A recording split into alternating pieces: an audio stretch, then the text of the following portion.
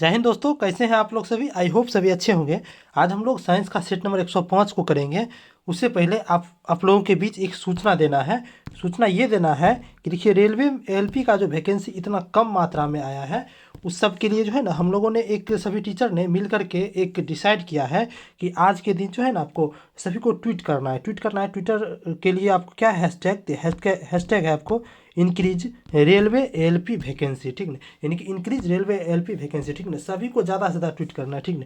जरूरी नहीं है कि आप अगर रेलवे का स्टूडेंट नहीं है तो आप ट्वीट नहीं करेंगे, आप भी उसका साथ दीजिएगा, तभी तो रेलवे का स्टूडेंट आपका भी साथ देगा, ठीक।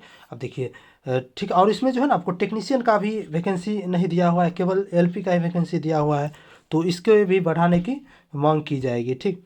और सभी लोग ना इसको ज़्यादा से ज़्यादा ट्वीट कीजिएगा, ठीक। चलिए आज के पहला प्रश्न को देखते हैं। पहला प्रश्न है कि कथन ए और कथन आर दिया हुआ है। कथन ए में कहा है कि फॉर्मिक एसिड एस्टिक एसिड से अधिक तेज अम्ल है, ठीक ना। यानी कि फॉर्मिक एसिड, देखिए फॉर्मिक एसिड का फॉर्मूला क्या होता है कि फॉर्मिक एसिड जो होता है आपको, ये होता है आपको HCOOS, ठीक। और देखिए एस्टिक एसिड होता है आपको CS3COS, ठीक। COOS, ठीक। यहाँ देखिए हम देखते क्या है कि देखिए आपको फॉर्मिक एसिड जो है, इसमें देखिए कार्बन नहीं है, लेकिन एस्टिक एसिड में क्या कार्बन है, क्या है आपको कार्बनिक एसिड है, ये आपको कार्बनिक एसिड नहीं है। ऐसे ही कार्बनिक एसिड क्या होता है आपको दुर्बल एसिड होता है, ठीक है। दुर्बल एसिड है तो यानी क्या होगा, तो अपने आप ये फॉर्मिक एसिड क्या हो जाएगा, अधिक तेज अम्ल होगा, ठीक। तो ये तो सही है, ठीक। चलिए अब बी नंबर का है कि फॉर्मिक एसिड ऑर्गेनिक एसिड है, ठीक। हाँ, फॉर्मिक एसिड तो ऑर्गेनिक एसिड है ही, ठीक है, ये भी सही है, ठीक है। तो फॉर्मिक एसिड ऑर्गेनिक है तो क्या ये एक आप व्याख्या कर रहा है, नहीं कर रहा है व्याख्या, यानी केवल क्या हुआ कि ए और आर सही है, लेकिन आर जो है ना, ए का सही व्याख्या नहीं कर रहा है, ठीक। तो इसका उत्तर क्या जाएगा, ऑप्शन नंबर बी हो जाएगा। ए और आर दोनों सही है, किंतु आर ए का सही स्पष्टीकरण नहीं है, ठीक। चलिए अगला प्रश्न है कि हेलोजन में सबसे अधिक अभिक्रियाशील कौन है। देखिए सबसे पहले देखिए, हेलोजन किस बारे में पाया जाता है। देखिए हेलोजन जो आपको ये 17वां वर्ग में पाया जाता है, ठीक ना। इसे ही हम सेवंथ ए कहते हैं, ठीक। सेवंथ ए कहते हैं, ठीक। तो हेलोजन देखिए कौन कौन सा तत्व है। देखिए हेलोजन में आपको फ्लोरीन, क्लोरीन, ब्रोमीन, आयोडीन और एस्टेटिन, ठीक। देखिए इसमें जो है आपको सबसे अभिक्रियाशील कौन है हेलोजन में, तो सबसे अभिक्रियाशील फ्लोरीन है, ठीक। उससे कम है क्लोरीन, और उससे भी कम है आपको ब्रोमीन, और उससे कम है आयोडीन, और सबसे कम कौन है, तो एस्टेटिन है का सबसे कम अभिक्रियाशील। यहाँ हमसे क्या पूछा है कि सबसे अधिक अभिक्रियाशील कौन है, तो सबसे अधिक अभिक्रियाशील फ्लोरीन होगा, ठीक। तो फ्लोरीन देखिए किस ऑप्शन में दिया हुआ है, देखिए ऑप्शन नंबर ए में दिया हुआ है फ्लोरीन, ठीक। इसका उत्तर क्या जाएगा, ऑप्शन नंबर ए हो जाएगा, ठीक। चलिए अगला प्रश्न है कि व्यंजक चूर्ण के लिए कौन सा कथन असत्य है, ठीक। देखिए व्यंजक का फॉर्मूला क्या होता है आपको CaOCl2, ठीक ना। CaOCl2 होता है, ठीक ना। इसे क्या कहा जाता है, कैल्शियम हाइपोक्लोराइड, ठीक। इसे कहते हैं कैल्शियम हाइपोक्लोराइड, ठीक। हाइपोक्लोराइड, ठीक। कैल्शियम हाइपोक्लोराइड कहा जाता है ब्लीचिंग पाउडर को। अब देखिए इसके बारे में देखते हैं कौन सा कथन औसत है, ठीक। ऑप्शन ए में कहा है कि जल में अधिक विलय होते हैं, ठीक है। जल में तो विलय होता है, लेकिन अधिक के बारे में देखते हैं बाद में। बी में कहा है कि पीले रंग का चूर्ण होता है। हाँ, व्यंजक चूर्ण क्या होता है, पीले रंग का चूर्ण होता है, ये सही है, ठीक। या सी है कि ये ऑक्सीकारक होता है। हाँ सही है, क्योंकि देखिए व्यंजक चूर्ण के ऑक्सीकारक जो होता है, तो इसी के माध्यम से जो ना, जो देखिए व्यंजक चूर्ण किसमें काम आता है, देखिए आपको किसी भी चीज़ को विरंजन करने के दाग धब्बा को हटाने में। तो ये दाग धब्बा कैसे हटाती है, ऑक्सीकरण होकर के ही इसमें दाग धब्बा हटता है, नहीं इसका मतलब क्या है, ऑक्सीकारक भी है, ठीक। डी में कहा है कि तनु अम्ल की प्रतिक्रिया से क्लोरीन निष्कासित होता है, ठीक। देखिए तनु अम्ल से इसका हम प्रतिक्रिया करा देते हैं, देखिए क्लोरीन निकालता है कि नहीं। देखिए CaOCl2, कोई तनु अम्ल लिए, हम HCl ले लिए तनु अम्ल, ठीक। इससे हम प्रतिक्रिया करेंगे, देखिए क्या बनेगा, देखिए CaCl2 प्लस H2O प्लस क्या निकलेगा आपको, क्लोरीन गैस निकलेगा, ठीक। नहीं क्या होगा कि क्लोरीन तो निकल ही रहा है, निष्कासित हो रहा है, तो ये भी सही नहीं कि बी सी और डी तीनों सही हो गया, तो अपने आप एक गलत हो गया, तो एक क्या हो गया आपको, गलत हो गया। तो यही हमसे पूछा है कि ये गलत है।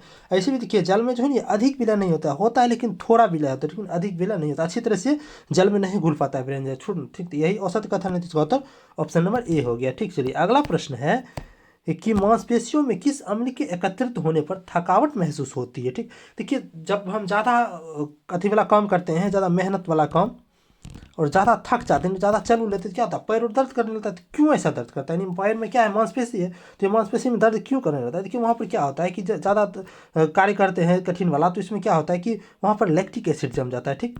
तो लैक्टिक एसिड जम जाता है, तो इसी कारण से वहाँ पर दर्द करने लगता है, ठीक है। तो इसके थकावट महसूस होने लगता है। इसका उत्तर क्या जाएगा, ऑप्शन नंबर ए हो जाएगा, लैक्टिक एसिड। देखिए लैक्टिक एसिड देखिए और कहाँ पाया जाता है, देखिए खट्टा दूध जो है, यानी कि जिसे हम दही भी कह सकते हैं, तो दही वहाँ पर भी लैक्टिक एसिड पाया जाता है, ठीक। चलिए अगला प्रश्न है कि निम्न में से कौन सा कथन सही नहीं है। ठीक, इसमें से कौन है जो कि सही नहीं है। देखिए ऑप्शन ए में दिया है कि NaCl की मौजूदगी में पेरिस प्लास्टर के स्थापना दर में वृद्धि होती है। हाँ, सही है। बी है कि सीमेंट में जिप्सम का योग उसके स्थापन दर को मंद करने के लिए किया जाता है। हाँ, सही बात है ये कि सीमेंट में जो है ना आपको जिप्सम का प्रयोग करते हैं, किस लिए?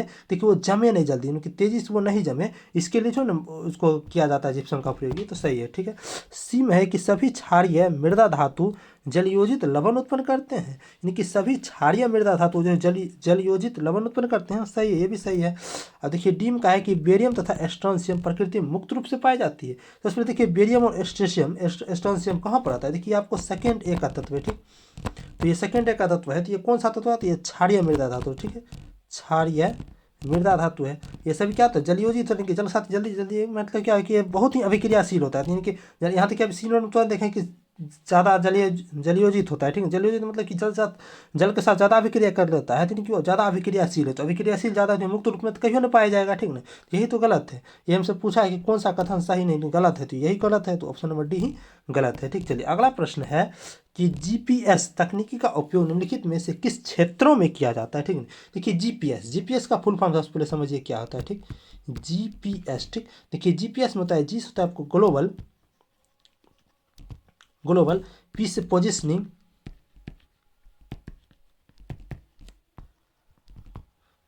एस से हो गया आपको सिस्टम। ठीक, यानी क्या हुआ कि ग्लोबल पोजिशनिंग सिस्टम क्या हो गया? GPS का फुल फॉर्म हो गया। ठीक ना, ये देखिए उपग्रह पर आधारित है। ठीक ना, ये क्या होता है? ये उपग्रह के आधार पर ही चलता है। ठीक, देखिए इसका विकास किसने किया? तो ये आपको अमेरिका का रक्षा विभाग ने किया था। ठीक, अमेरिका का रक्षा विभाग। ठीक, यानी कि अमेरिकी रक्षा विभाग द्वारा जो है ना इसका किया गया था, विकास किया गया था। ठीक, अब देखिए कहाँ कहाँ इसका यूज, देखिए इसका देखिए मोबाइल फोन प्रचालन में भी होता है, बैंकिंग प्रचालन में भी होता है, और पावर ग्रिडों के नियंत्रण में भी, यानी कि तीनों में होता है। देखिए ये सब सुन दिया है, तो ये ऑप्शन नंबर डी में दिया हुआ है 1 2 3, तो इसका सही उत्तर ऑप्शन नंबर डी हो जाए। कि जल अपघटन में ऊर्जा किस रूप में उत्पन्न होती है? कि जल अपघटन का इंग्लिश में होता है हाइड्रोलाइसिस। ठीक,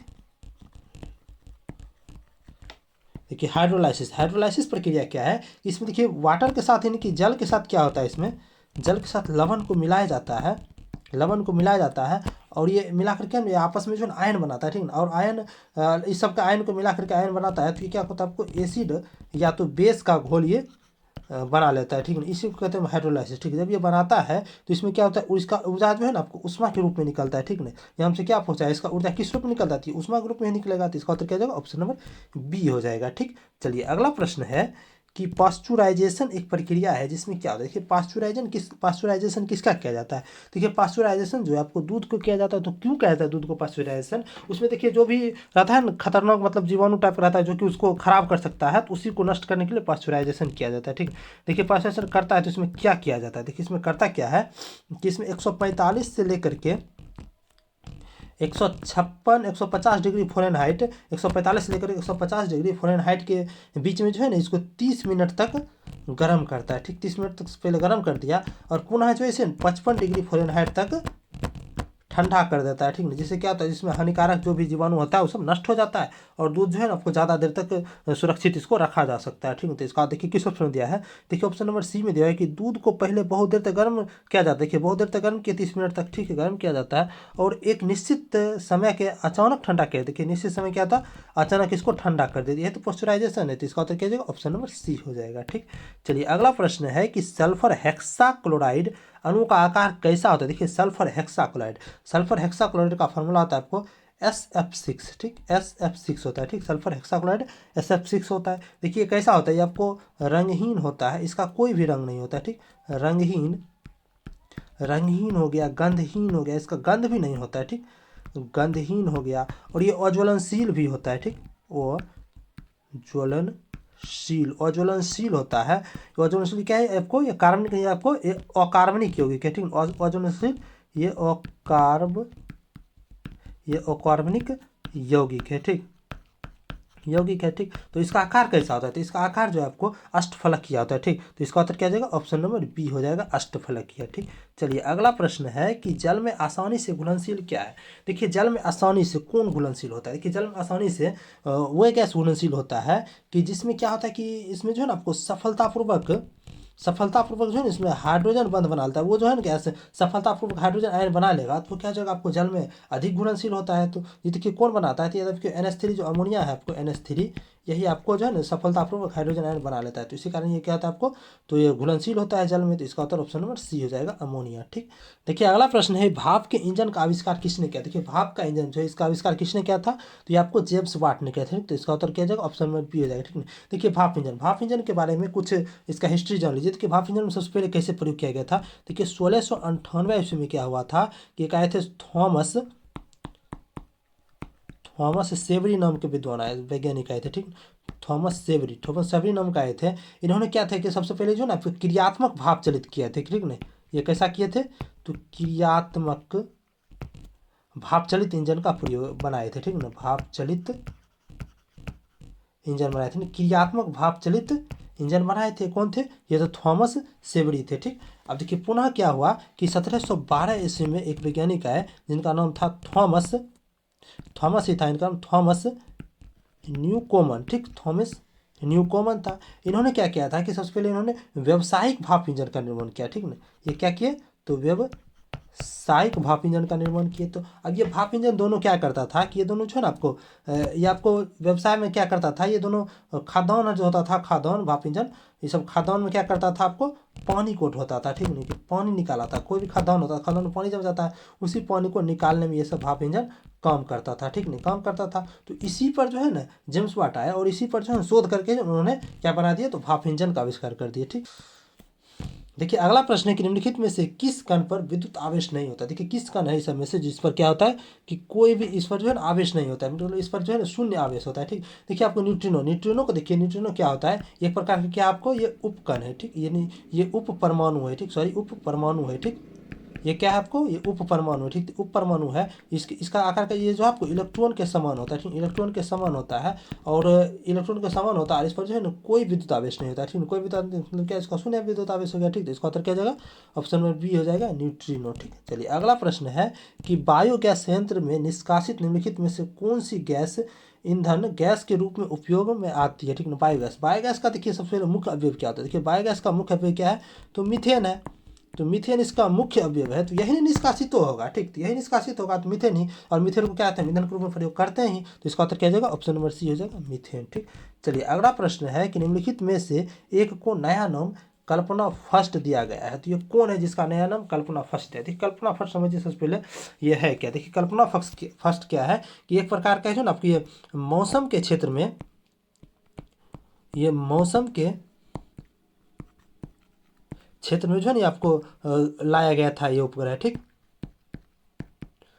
ये प्रारंभ किया गया था। ठीक है, किसके द्वारा किया गया था, तो इसरो के द्वारा था। ठीक, इसरो के द्वारा कब किया गया था, तो ये आपको 12 सितंबर 2002 में किया था कल्पना पर। जब ये प्रक्षेपित किया गया था तो उस टाइम इसका नाम था आपको मैनसेट। ठीक, मैट सेट था। ठीक है, किस ऑप्शन में दिया है, तो ऑप्शन नंबर बी में दिया हुआ है। ठीक, देखिए अगला प्रश्न है कि आर्कियोप्टेरिक्स क्या है। देखिए आर्कियोप्टेरिक्स क्या है कि ये जुरेसिक युग का क्या है, आपको ये सर्वपुरातन पक्षी है। ठीक है, तो इसका उत्तर ऑप्शन नंबर ए हो जाएगा। ठीक है, तो आर्कियोप्टेरिक्स जो है ये आपको किसके किसके बीच करी है, तो ये आर्कियोप्टेरिक्स जो है ये आपको पक्षी तथा सरीसृप बीच के करी है। ठीक ना, सरीसृप के बीच का ये करी है। ठीक, चलिए अगला प्रश्न है कि जब किसी बोतल में पानी भरा जाता है तो उसे जमने दिया जाता है तो बोतल टूट जाता है, ऐसा क्यों होता है। देखिए जब कोई बोतल है, ठीक, इसमें कोई पानी भरा हुआ है, ठीक ना, पूरा फुल इसमें पानी कर दिए हैं। ठीक, जब इसे जमा देंगे तो बर्फ बन जाएगा, क्या होता है, बोतल आपको फट जाता है। देखिए पाइप वाला भी एक क्वेश्चन आता है कि पाइप फट जाता है, तो ऐसा क्यों होता है। देखिए पानी का एक गुण होता है कि जब जमता है तो इसका आयतन बढ़ जाता है। ठीक, इसका क्या होता है, आपको आयतन बढ़ जाता है। तो आयतन बढ़ जाएगा तो क्या होगा, या फैलेगा, तो फैलता है तो ये फट जाता है। ठीक, तो इसी कारण ये फैलता है। तो इसका उत्तर क्या जाएगा कि पानी जमने से फैलता है। ठीक है, तो इसका उत्तर ऑप्शन नंबर ए हो जाएगा। ठीक है ना, पानी जमने से फैलता है। ठीक, चलिए अगला प्रश्न है कि निम्नलिखित में से कौन सा एक शाकनाशक का उदाहरण है। सबसे पहले समझिए शाकनाशक, शाक मतलब क्या होता है, खरपतवार। ठीक, यानी कि पतवार नाशक के रूप में उसका प्रयोग किया जाता है। ये कौन है, देखिए ये आपको क्या है, तो ये आपको सोडियम क्लोरेट का प्रयोग किया जाता है शाकनाशक के रूप में। तो इसका उत्तर क्या जाएगा, ऑप्शन नंबर ए हो जाएगा। ठीक है, देखिए पतवार नाशक कुछ है, जैसे देखिए 2,4-D हो गया, सेमाजीन हो गया, ये सब क्या है, खरपतवार नाशक है। ठीक, चलिए अगला प्रश्न है कि निम्नलिखित में से सील किस जाति का है। सील, सील क्या है, देखिए सील के बारे में समझिए, सील है क्या। ठीक, देखिए सील क्या है, देखिए इसी का दूसरा नाम क्या है आपको, फोका। फोका जो है ना आपको, इसी का दूसरा नाम है फोका। ठीक, एक प्रकार का ये आपको स्तनपायी है। ठीक, स्तन, यह प्रकार का स्तनपायी है। ठीक, कुल का है तो ये आपको केर्निवोरा कुल का है। ठीक ना, केर्निवोरा, केर्निवोरा कुल का ये। ठीक ना, ये कैसा है, तो एक जलीय जीव है। तो इसका तो क्या हो जाएगा, ऑप्शन डी हो जाएगा कि किस जाति का है, तो स्तनपायी है। ठीक, चलिए अगला प्रश्न है कि निम्न में से कौन रासायनिक उर्वरक नहीं, सब में से कौन है जो कि रासायनिक उर्वरक नहीं है। ठीक, देखिए ये सब में से रासायनिक उर्वरक कौन है, तो सोडियम सल्फेट नहीं है। ठीक है, इसका उत्तर क्या हो जाएगा, ऑप्शन नंबर बी हो जाएगा। देखिए यूरिया हो गया, सुपर फॉस्फेट हो गया और पोटेशियम नाइट्रेट की, यूरिया, पोटास और क्या है क्या, सुपर फॉस्फेट, ये सब क्या है आपको रासायनिक उर्वरक है। ठीक, जब आपको वीडियो अच्छा लगा होगा, आपको लगता है कि वीडियो आपके लिए यूजफुल है, तो आप वीडियो को ज़्यादा से ज़्यादा शेयर कर दें और वीडियो को लाइक भी कर लो। आप कमेंट बॉक्स में आप अपना फीडबैक जरूर दें। ठीक, चलिए वीडियो में अंत तक बने रहने, धन्यवाद, मिलते हैं अगले वीडियो में। ठीक।